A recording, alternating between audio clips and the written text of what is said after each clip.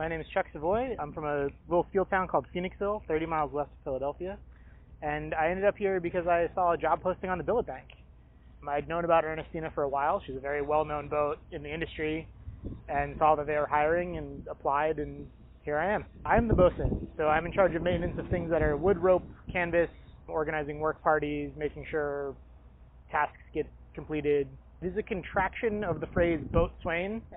Sailors tend to be very economical with their words, so over the course of hundreds of years, they just get shorter and shorter. And if you see them spelled, there's lots of apostrophes. And part of it is that. Part of it is also, when you try to yell across the boat, a lot of times the vowels get swallowed by the distance and just the consonants get left.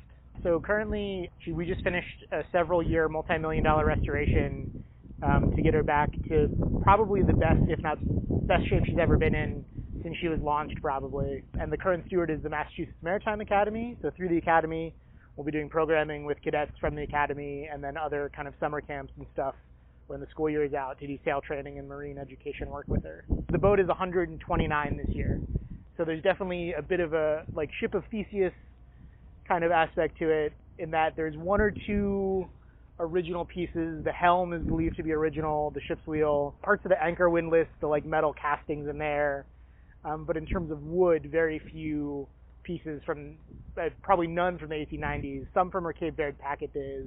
But because one ship went into the shipyard and one ship left, it is considered, to be a restoration, and she's still the same boat.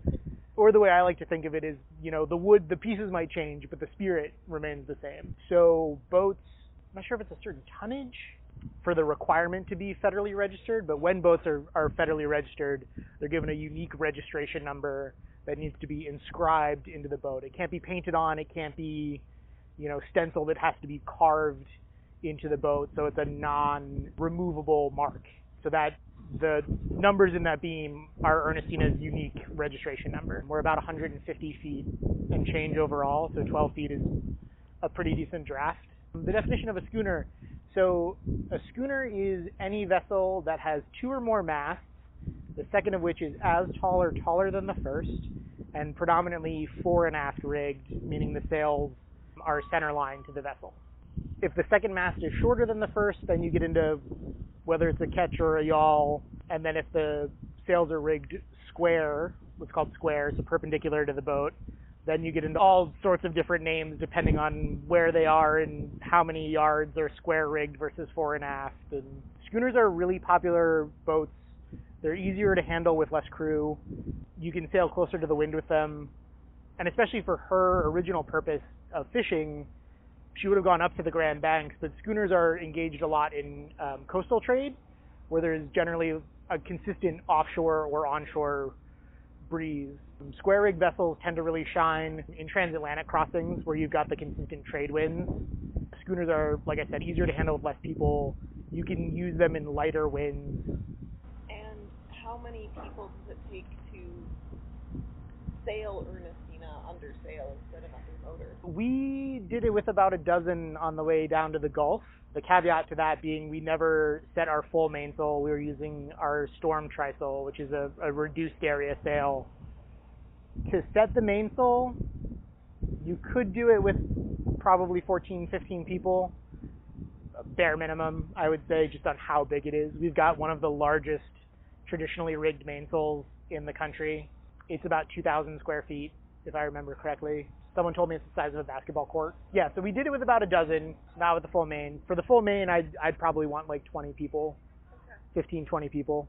Yeah, so to set it, we would definitely want all 15 or 20 of those people split between the two halyards to raise it.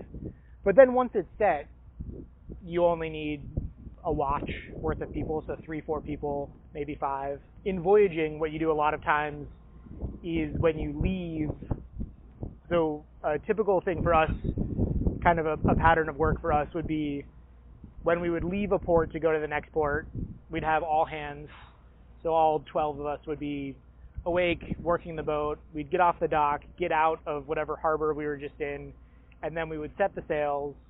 And then generally, if the wind condition is favorable, if there isn't a storm or other situation where we need to bring them in, the sails would stay up most of the time.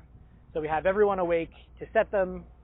and then kind of stay up, and whatever watch is on would trim them, whether they needed to be let out more or sheeted in. But then if we needed to bring them in because, like a storm was coming or something, we'd usually wait till there's a change in watch so you've got an extra set of people awake, or we would just wake everyone up to do sail handling.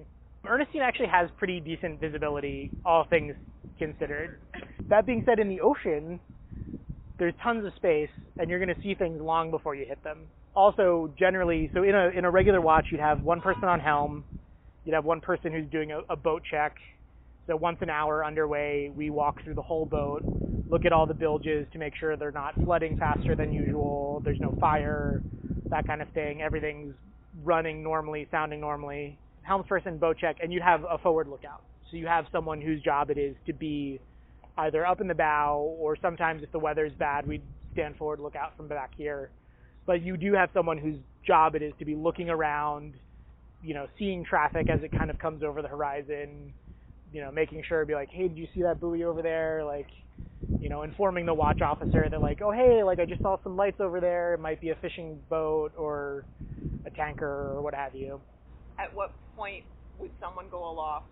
Yeah, so on schooners, there aren't a lot of reasons to go aloft unless you're actively fixing something, or unless you're putting the boat together or taking it apart. So at the beginning of the season, when we were rigging the boat, when we were doing uprig to leave on our trip, there would be one or two people up there for a few hours every day, hanging all the different blocks, running halyards or different lines up there. But once everything's kind of set up, I think probably the most common reason to go up there is like if a flag gets stuck. Or if something, like our PA horn is kind of funny right now, we might need to tighten that or adjust it. But for the most part, once the boat is rigged or down-rigged, we don't go up there frequently. Versus on a square-rigged vessel, you're up there all the time for sail handling. When we get our topmast up, we'll have topsails, and people will need to go aloft to work with those, which would be an added reason to go up there. But since we're in what's considered her traditional winter rig with no topmast, there isn't much day-to-day reason to be up there. Okay. So traditionally, for a Gloucester fishing schooner and most other fishing schooners, to my knowledge, in the winter you would take your topmast down. So kind of October through April or May, you would have just your lower mast. You'd have what's called your lower sails, so our main fore, jumbo, and jib. And then in the summer, because the weather is less intense, you put your topmast up, which let you fly your topsail, which gives you a little more canvas and light wind. Do you have any fun stories about taking your Ernestina out? Yeah, I mean, she's an amazing boat. She sails incredibly well. Part of the restoration was moving about 30,000 pounds of ballast from inside the vessel into the keel, which made her more stiff, so she comes back up faster when she rolls, but that also means she carries her canvas really well now. So she sails very sweetly. I guess a funny story is during the watch that I was on and tending the boat for, one of the hinges came off the freezer. And as the bosun, it's my job to kind of like do those repairs. And I was like, oh, there's 30 minutes left in watch. It's been a long day. I'll fix it first thing tomorrow when I get up for breakfast. And the oncoming watch and some of our offgoing watch were like, all right, well, like, we're going to have ice cream. They're all having this like ice cream party. And I'm like, I don't want ice cream. I just want to go to sleep. Been asleep for 15, maybe 20 minutes. And I get a like, hey, Chuck, we need you real quick. And I wake up and they're like, so the other hinge came off the freezer door and we don't know what to do, and can you fix it, please? And I was like, yeah, guys, like I'm like in my pajamas scrambling around for the screws I need to put the freezer door back together. And meanwhile, I've had no ice cream, and everyone's just like, sorry. And I'm like, yeah. No ice cream and no sleep. Yeah. Yeah, I mean, it's just a real privilege to be able to get to work on Ernestina specifically, but boats like this in general that have such a long and storied past. I got started on a boat out of Philadelphia that's from 1901 and is a Portuguese cod fishing boat. So I just think it's really cool, really a privilege to be able to have a job like this where I get to be outside, I get to work with my hands, and I get to like preserve these little pieces of history. I mean, Ernestina is a national historic landmark, which is amazing. I've worked on a few other boats that are national registered historic places, and I think it's really neat to see that and to be able to like hold on to these little links to the past and kind of share them with the public and future generations.